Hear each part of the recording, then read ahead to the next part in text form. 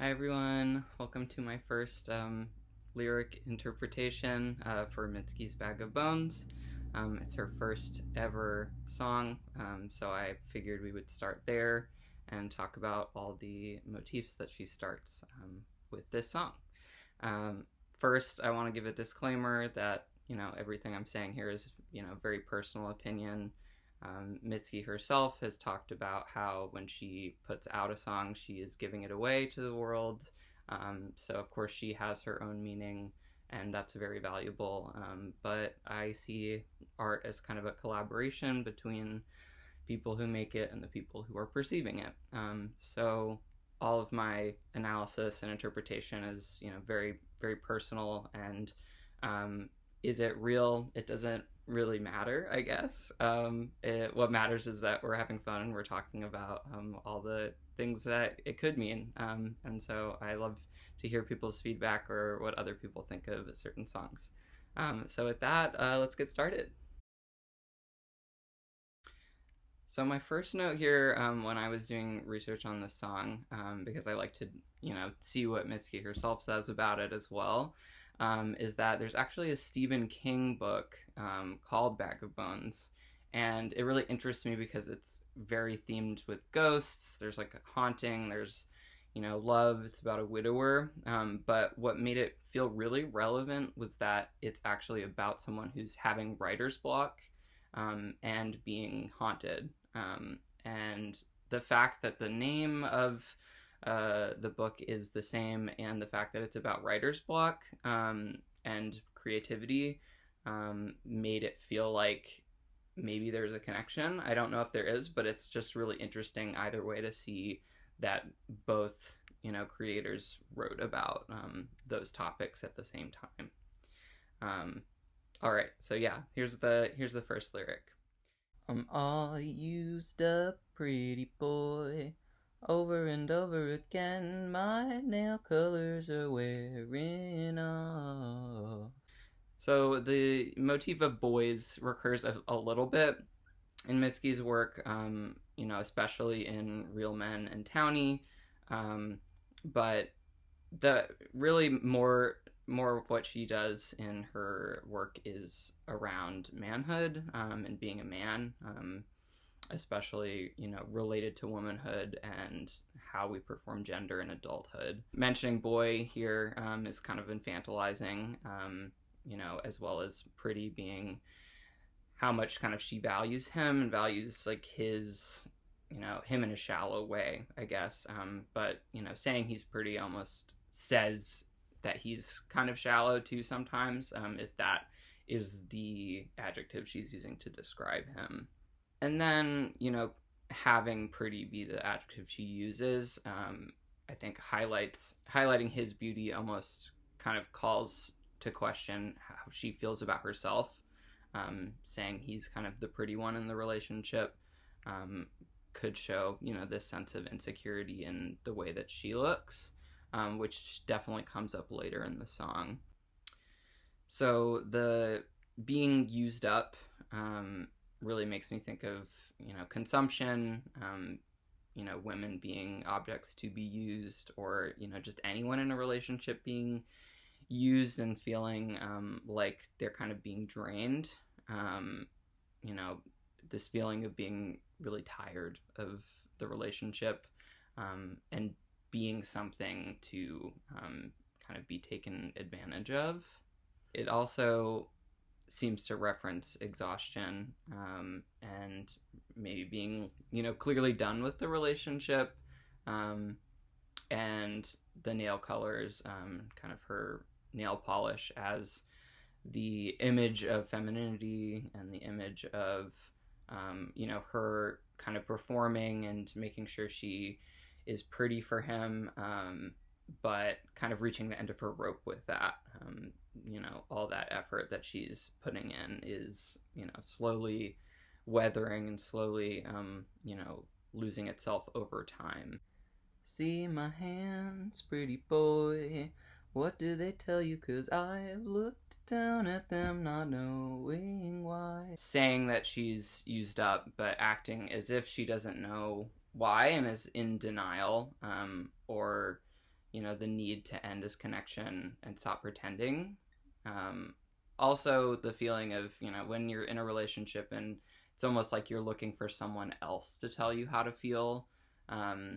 She's asking, what does this visual tell him?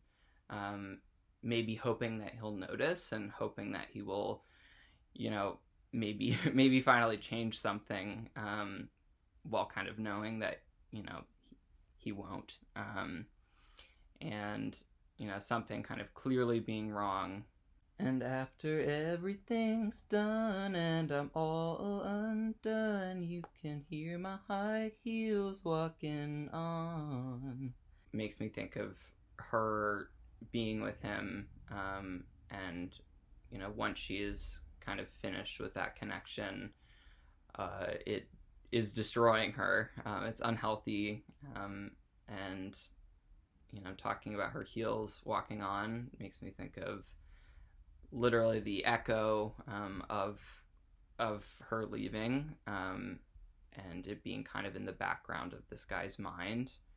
Clickety clacking through the night, I'm carrying my bag of bones. When she's talking about the sound of her heels clacking, it's talking about her footsteps, obviously, but it also, can reference the sound of her bones itself, or, all the things she's carrying, and kind of being wasting away. The phrase bag of bones usually refers to a person who is, skin and bones, wasting away, close to death. But I also like the visual of her literally carrying a bag of bones like baggage, almost as if she's carrying her own remains, and has become something else. Definitely kind of ghostly. And the theme connection between, Stephen King's book, with death and ghosts and writer's block, which comes up later, and, inspiration, being an artist, definitely makes me picture her as this kind of ghost, like haunting the night and haunting herself, haunting this relationship, and not having much left of herself to give. Fluorescent store lights, you shine through the night. So light is a really common recurring theme for her, and like the different types of light that exist in her work seem to characterize, how that feels for her. I think the easiest way I could describe it would be, light showing how we see each other or how she is being seen, as well as types of care. This guy that she's talking about is compared to these store lights, or is that light for her, is comparing kind of him to this unnatural, man-made source of light, as well as something that's not comfortable to look at or comfortable to be with.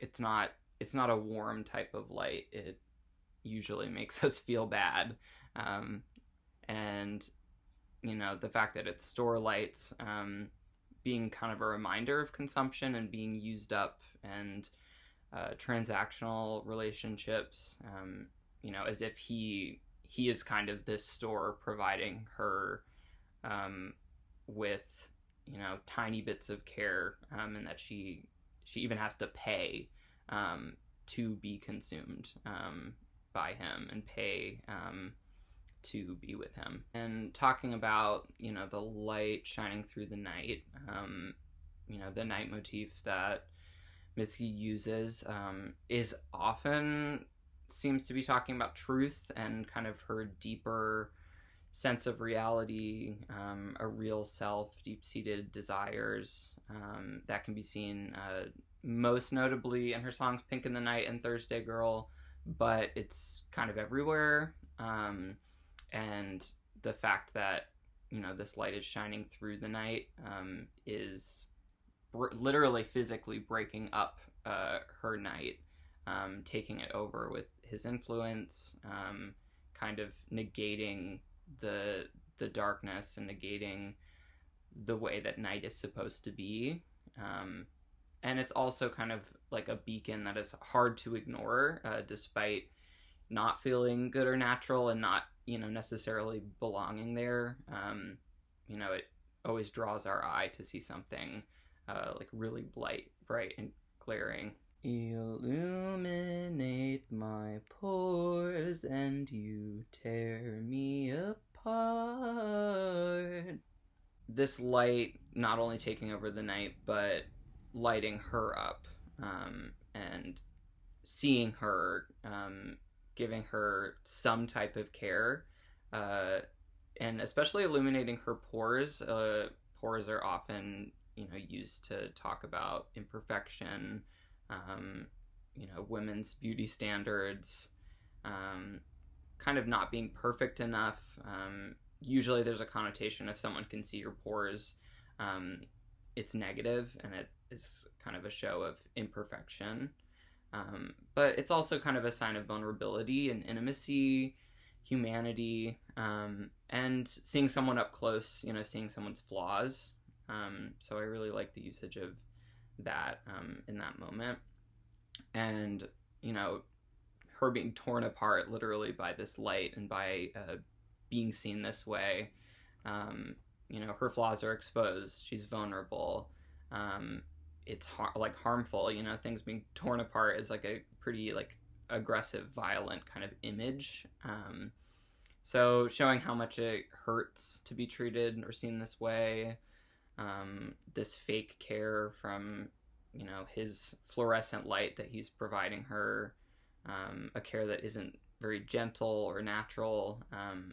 But also there's a really solid visual of the light tearing through the night, visibly, kind of cutting up the darkness and cutting up the space. And I like how kind of violent and intense the wording is to highlight how it feels and highlight that harm.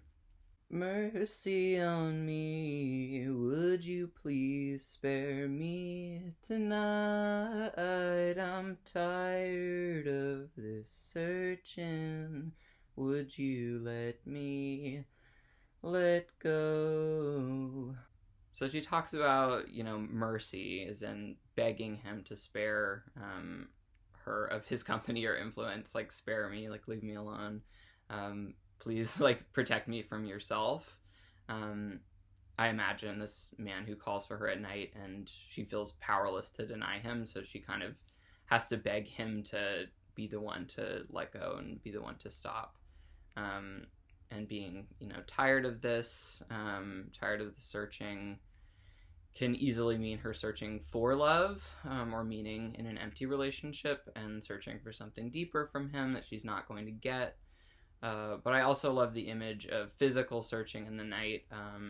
Definitely gives me kind of this ghostly energy, like a ghost, trying to fulfill final wishes, and waiting to be able to rest in peace.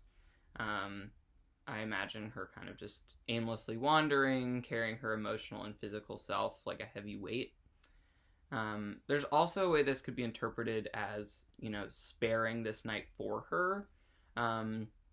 Kind of begging to be given his time. So please just save some time for me. And having to ask for that over and over again. Despite this negative relationship, she still wants more. She still wants to try again. She still can't let go. Her wanting to be released from this relationship, that this hope she has for a deeper connection, but also letting go of her own form, of her, her being this bag of bones, this lesser version of herself that has been worn away. Even calling back to ghostliness, like how ghosts are often trapped on Earth after death, unfulfilled, hoping to finally let their soul rest. And again, there could be another meaning here that, dissociating through her empty physical relationship to him helps her ignore her own life. So, sometimes having a physical relationship where we feel like we can let go in the moment with that person, even if after the fact we, feel like it's not really a healthy relationship. I know my room is a mess. Over and over again, I tell myself I'll clean tomorrow. Bedrooms in her room is a very, very common motif, being related to being kind of let in, and as a representation of her deeper state of being an intimate self. Her room being a mess can obviously show how she's not physically taking care of her own space, but also how messy her mind and her heart are. Her telling herself she'll clean tomorrow, putting off loving herself or improving her own life, putting off prioritizing herself, and also putting off dealing with this unhealthy connection and trying to ignore her problems, despite deep down knowing what she should be doing. I also love the usage of over and over again, because in the first verse she is used up over and over again, so she's talking about herself. And the second verse, she's talking about her room being a mess over and over again, which kind of directly compares her room and her being used up, kind of further strengthening that connection between her and her room, both being connected and both being, connected to her inner self and her life, and how, both things are in shambles. Just move the stuff off the bed and do what you came here to do. This definitely gives me this feeling of obligation, kind of like it's a job that she's doing, and she feels that she has to put this work in, has to continue this cycle. She knows how things will go. She knows what he wants from her. And that she's, in a way complicit, despite clearly not being happy about her body being used up by him. Him moving the stuff off of the bed, like he's ignoring her own messy head and doesn't care that her heart and room are, unkept, not doing well. And he only cares what he gets from her. He's just there for this action, and not really anything else. But first open up a window for me and let the cool air in. Feel the night slip in as it softly glides along your back. Windows and open windows recur in a lot of her songs as well. What comes to mind first is First Love, Late Spring, and Nobody, where she opens the window to get any small bit of connection to people when she's very, very lonely. In this song, she wants the night to slip in, which could translate to how she wants to be able to let her real self into the relationship, and have that part of her felt, as night is often representing like this true self and this deeper desire. And the fact that it's gliding along his back, backs often represent, being unseen, as someone is turned away and not letting their own vulnerability show, someone really not being noticed, and like she's trying to reach him but getting this wall instead.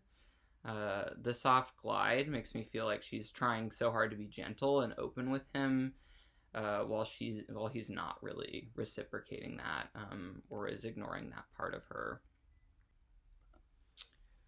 I was also struck by the opening of a window as a visual used in Wuthering Heights, where Kathy's ghost wants to reach Heathcliff despite their separation between life and death, due to a tragic love story. This isn't anything canon, just a connection from another song that I love. Definitely another tragic song about unhealthy relationships. So in Bag of Bones, I also visualized this ghost of herself watching from the outside and wanting to be let in with him and be present, but only ever reaching his back and remaining unseen. And I hope you leave right before the sun comes up so I can watch it alone. So she's talking about hoping here, right? She could easily tell him to leave, and like, take kind of control of her situation to get what she's really wanting. but feeling out of control and beholden to his boundaries and not hers. Kind of like she'll just continue to unhealthily take what she can get, as long as he wants her. Um, just continuing to let herself be used up. Her desire to watch the sun coming up, and to be left alone, and kind of not be hurt anymore, uh, as well as the motif of the sun, which is very common. It's most like notable to me in Best American Girl, and Frances Forever, but it's in a lot of her songs. So her wanting to watch the sun come up alone, makes me think of someone who's wanting to be left alone, and no longer hurt by this relationship, as well as to experience a different type of being seen. The sun is a warm, natural type of light in contrast to the fluorescent store light that he offers, and her wanting to experience that and wanting to be free to get a different type of care. And I can take a little bit more. Let's shake this poet out of the beast. Just a little bit more. Let's shake this poet out of the beast. Yeah, so the chorus repeats again, and then she's talking about how she can take a little bit more.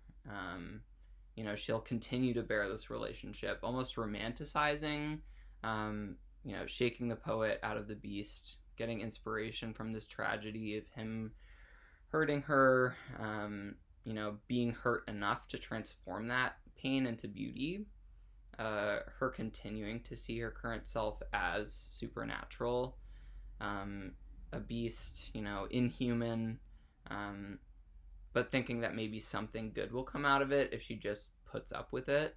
It's definitely something that, is kind of central to the experience of womanhood, and being told that, we should just work harder and we should just care for other people, and that, if we get something out of it, like, that's because our roles are as a caretaker, and that's how we can find fulfillment in life.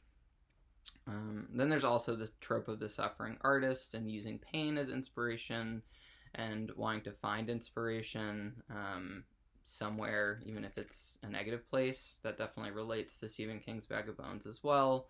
The main character has writer's block and is trying to get past it. And so, in this song, she's hoping to make something good out of herself, so she can have something to share, despite having such a negative self-image and being wasting away, finding something that she can use to make herself feel valuable. This relates to what Mitski has said herself about wanting to be useful for others via art, and feeling like her place in life is as a vessel for art. She's talked about this a lot, how, it feels like she wants to be useful, and music is her way of feeling useful to other people. She wrote this song after graduating early from school, high school, and not knowing what to do with herself. And she mentioned she's drunk one night writing this song, and what her thoughts were about the song were kind of intense. She said, "By the time it was done, my heart was pounding like I saw the rest of my life. I was doomed." And it sets the tone of her work and her career. There's a lot of motifs that get reused, and kind of really turned into something deeper over her many albums. And it's really interesting to me that she could herself feel how impactful the song and its themes would be for her life. This feeling of doom related to her complicated relationship to music and the world, loving music, but also feeling pain around it and around life. And she could feel the fate of her own career and how she would come to feel that she couldn't live without music, and that it took over her life. So all in all, it's, just a really interesting first song for her to write, and it especially feels powerful that she knew how important it would be for her, and she had such a visceral reaction to making it. So that brings me to the end of my analysis and my kind of thoughts on the song. In general, I love the really ghostly and kind of death related images that I'm getting with bones, and with like nighttime and this kind of haunting feeling. um, I really like the type of relationship that she describes struggling with, struggling with being used, not being fully loved or understood, using herself up or letting herself be consumed, just to get this hollow type of care that's not really making her feel good. And, talking about insecurity as a woman. She's talking about nail polish, she's talking about her heels and her pores, and all of those things are often used to talk about the experience of femininity and the experience of wanting to feel perfect and wanting to feel beautiful, and dressing ourselves up and changing ourselves for these relationships where someone else very clearly isn't making an effort to connect, or isn't seeing us. So yeah, I really love the song, and I would love to hear what y'all think. If you have ideas, there's so many things that we could say about this song and different ways people could interpret it, and that's what's fun about doing this type of stuff. So thanks for watching, and maybe I'll see you again later. Bye!